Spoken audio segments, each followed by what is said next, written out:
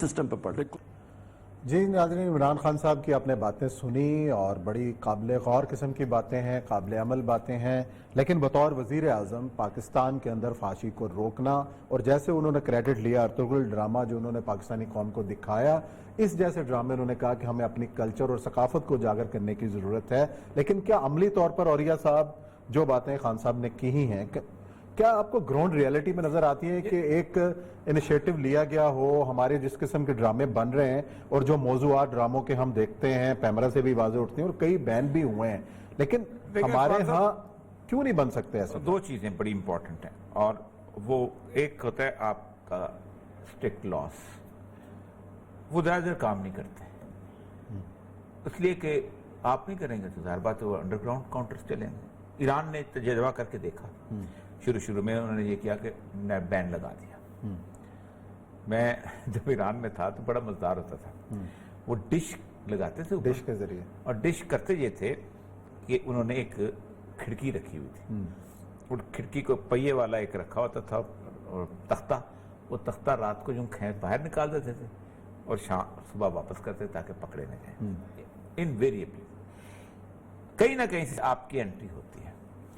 دنیا میں جو جنسیت فحاشی ہے اس کے بارے میں ایک تصور یہ پایا جاتا ہے کہ اس کی بھی ایک لمٹ ہے. آپ اکتا جاتے ہیں، آپ اس یونیفارمٹی سے اکتا جاتے ہیں، کیونکہ ظاہر بات ہے آپ کتنی اس میں ویرائٹی پیدا کر لیں گے. آپ اس وقت جتنی بھی فوج فلمیں بن رہی ہیں اس میں صرف ایک چیز کا فرق ڈال دیتے ہیں کہ ہیرو بدلتے ہیں. آپ نے دیکھا ہوگا کہ جتنی فوج فلمیں ہیں ان کا کوئی پرمننٹ ہیرو نہیں ہوتی، ہر جگہ ایک نئی چیز، کیونکہ صرف ویرائٹی پیدا کرنے کی. اس کے مقابلے میں جب آپ ویرائٹی کی کہانی لے کے آتے ہیں تو وہ کمال کرتے تھے. ایرانیوں نے یہی کیا، انہوں نے اپنی کہانی مضبوط کی.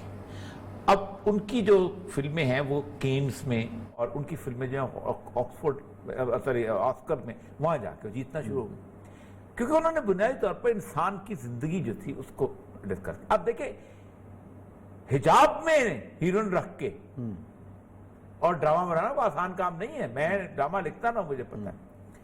ارطغرل کی مثال بہت ٹھیک تھی. ارطغرل نے 25 سال کا پاکستان کا گند جو ہے نا یوں تھپڑ مار کے پیچھے کہہ کہ یہ تم کہتے ہو کہ لوگوں کی ڈیمانڈ ہے، لوگ یہ دیکھنا چاہتے ہیں. پرویز مشرف نے ایک غلاظت کا آغاز کیا تھا، اور اس غلاظت کے اندر پاکستان کے ہر ٹی وی چینل نے حصہ ڈالا ہے، برابر کا حصہ ڈالا. اور پاکستان کو بدنام کرنے کی میں آج میں نے ٹویٹ کیا اسی حوالے سے کہ ہم کو صرف فحاشی کی بنیاد پہ کی بات نہیں، پاکستان کو ایک بدنام کرنے کا ایلیمنٹ بھی. یہ میرے سامنے لندن کے سٹیسٹکس ہیں عورتوں کے منہ پہ تیزاب پھینکنے کی. آپ پاکستان میں کتنے کیسز ہو جاتے ہوں گے سال کے اندر؟ 50 میکسیمم. یہ بھی بہت زیادہ بتا رہے ہیں. لندن میں 2010 میں 300 ہوئے ہیں، 2011 میں تقریباً 270 ہوئے ہیں، 2012 ایسا سال تھا جس میں 200 ہوئے ہیں، 2013 میں پھر 300 ہو گئے ہیں، 2014 میں 350 ہوئے ہیں، 2015 میں 350 ہوئے ہیں، اور 2016 میں 450. لندن شہر پورے یو کے اس کہا جاتا ہے کہ یہ کیپٹل ہے اس کا، یہ کیسے کہتے ہیں اپنا اس کے اپنا ایسن بینک میں. لیکن بدنام کون ہوتا ہے؟ میں. اس نے بڑی صحیح بات کی، جو بات اس کی تعریف کے قابل تعریف کرنی چاہیے. ہم نے کے خلاف، لیکن سوال یہ ہے کہ ہم نے باہر سے ڈرامہ منگایا، ہم خود کیوں نہیں بنا رہے؟ بات تو یہ ہے کہ آپ 10 ارب جو پی ٹی وی کو دے رہے ہیں وہ کیا کر رہا ہے؟ پی ٹی وی بنائے نا، پی ٹی وی کچھ نہیں کر رہا. اور ان 2 سالوں میں کیا ٹاسک دیا پی ٹی وی کو؟ کون سا ڈرامہ بنایا؟ سامنے لائے. پی ٹی وی کا تو جتنا پی ٹی وی کا سٹرکچر ہے نا جسوان صاحب، یعنی اتنے بڑے بڑے اسٹوڈیو آپ کو کہیں نہیں ملیں، دنیا پوری میں نہیں ملیں گے. اتنا ہیوج سٹرکچر اور اتنی ہیوج امپلائمنٹ آپ نے جو کی ہوئی. پی ٹی وی کو تو آپ نے پی ٹی وی کو استعمال کیا ضیاء الحق صاحب نے کس طرح کیا، اور آج ان کے بنائے. میں کہتا ہوں کہ ضیاء الحق کے دور کو اگر پاکستان سے نکال دیں تو پاکستان کا تو ادب و لٹریچر ختم ہو جاتا ہے، جو الیکٹرانک میڈیا کا. آپ سوچیں امجد سلام امجد اسی زمانے، وارث، اندھیرا اجالا، ایک نہیں حسینہ معین اسی زمانے میں، فاطمہ سریہ بجیہ اسی زمانے میں، نور الہدی شاہ اسی زمانے میں، عبد القادر جنیجو اسی زمانے میں، بانو آپا اسی زمانے میں، اشفاق احمد اسی زمانے میں، کون سا مستنصر سنتاڑا اسی زمانے میں. کون سا بڑا ڈرامہ نگار ہے جو ضیاء الحق سے پہلے تھا اور ضیاء الحق کے بعد نہیں نظر نہیں آتا؟ اصغر ندیم سید اسی زمانے میں سارے لوگ یہ وہ لوگ تھے. میں نے 17 سال اسی دور میں ڈرامہ. اور آج کل آپ کو نام پتہ ہے کون لوگ ڈرامے لکھتے ہیں؟ کوئی نہیں. آج صرف عمیرہ احمد کے علاوہ کو بتائیں. عمیر احمد یا خلیل الرحمان قمر صاحب کے علاوہ. وہ بھی تو پاکستان میں اصل مسئلہ پتہ ہے کیا ہوا ہے عثمان صاحب؟ پاکستان میں عورت کے بارے میں ایک عجیب و غریب قسم کا امیج بنا دیا گیا. مطلب آپ نے عورت کی توہین کر دی. ڈرامے میں اس کو توہین کرایا جاتے ہیں اس کے ساتھ. مطلب میں کل ایک اشتہار پہ میں نے تبصرہ کیا. ایک گھر میں خاتون بیٹھی ہے اور وہ کہتی ہے کہ یہ میری ڈاکٹر بیٹی نے بنایا. اور مقابل پہ وہ عورت جو کہتی ہے کہ ہمارے گھر میں بچیاں کام نہیں کرتی. تو وہ ایک دم پریشان ہو جاتی ہیں ڈاکٹر صاحبہ. تو ساس کہتی ہے نہیں گھر کا کام نہیں کرتی. تو گھر کا کام جو ہے اس کے لیے نوکر رکھنے پڑیں گے پاکستان میں. آپ 22 کروڑ لوگوں کو سکھا کیا رہے ہو؟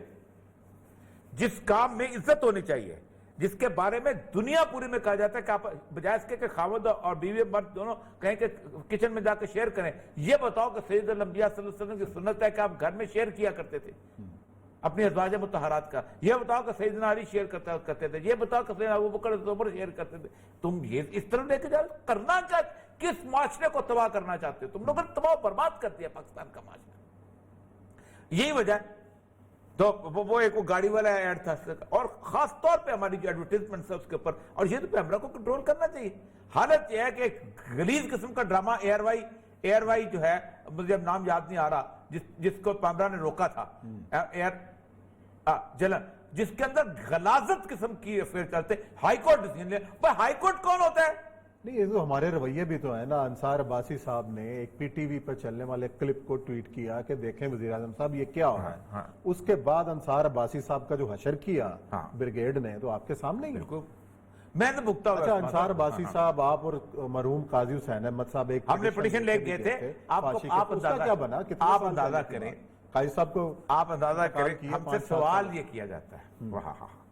پیمرا میں سوال کیا گیا اور سپریم کورٹ میں سوال ہے. اس میں بڑے بڑے لوگ تھے بیٹھے ہوئے پیمرا.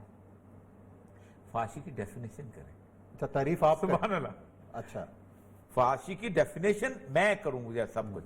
میں نے پھر پورے کے پوری دنیا کے اندر جو انٹرنیشنل اسٹیبلش فحاشی کی ڈیفینیشن تھی وہ یہ کی کہ جو ان جنرل پبلک نارمز میں قابل قبول نہیں ہے وہ فحش ہے. ٹھیک ہے. جو کپڑے پہن کے آپ سڑک پہ نہیں گھوم سکتی، جو ٹانگیں ننگی رکھ کے آپ بازار میں نہیں جا سکتی، وہ فوج ہے. دنیا کی ایتھنٹک پرنسپل یہی ہے کہ جو لباس پہن کے آپ مجھے بتائیے کہ پاکستان میں کتنی عورتیں ہیں کہ جو دوپٹہ لیے بغیر گھومتی ہیں. چلو سر پہ گلے والا دوپٹہ. کتنی عورتیں ہیں پاکستان کے اندر کو جو ڈھیلے ڈھالے کپڑے پہن کے جن میں سے اعضاء کی نمائش موجود ہے وہ گھومتی ہیں؟ نہیں، یہ ہے فوج کی. اور یہ سپریم کورٹ میں جب کی ہم نے قاضی صاحب تھے، میں انصار عباسی ہم لوگ جاتے تھے، انصار عباسی بھی موجود تھے. ویسے آپ اندازہ کریں کہ گھول کر گئے مشرف. اب کیا سٹیٹس ہے اس پٹیشن کا؟ کوئی فیصلہ ہوا نہیں ہوا؟ آپ نے پرسو کیا یا کوئی؟ 2 پٹیشنیں ایسی ہیں جس کے بارے میں سپریم کورٹ کا بہت عجیب رویہ ہے. اب چونکہ فیصلہ ہو گیا میں بات کر سکتا ہوں. ایک تو میں نے کہا تھا کہ یہ توہین عدالت ہونی چاہیے ایک جج کے اوپر. سرمد جمال عثمانی تھے. سود کی پٹیشن، اس میں انہوں نے ہمیں کہا تھا کہ جو لوگ سود نہیں لیتے وہ ٹھیک ہے، جو سود لیتے ہیں ان کو اللہ پوچھے گا. اچھا. تو میں نے کہا عدالت بند کر دو. جو قتل کرتا ہے اس کو اللہ پوچھے گا، جو زنا کرتا ہے اس کو اللہ پوچھے گا، جو جرم کرتا ہے جو آپ کے گھر میں چوری کرتا ہے اللہ پوچھے گا، جو نہیں کرتا بچہ پھر تو جرم کا تصور ختم ہو گیا. تصور ختم ہوتا ہے. چلیں جی ناظرین یہ بریک لیتے ہیں. بریک کا وقت ہے. بریک کے بعد آئیں گے اور ذکر کریں گے ایک اہم شخصیت افغانستان سے عبداللہ پاکستان کے دورے پر ہیں اور اس تمام تر جو مفاہمتی پروسیس چل رہا ہے اس کے کیا اثرات نکلنے والے ہیں اور یہ دورہ کتنا اہم اس پر بات کریں گے بریک کے بعد.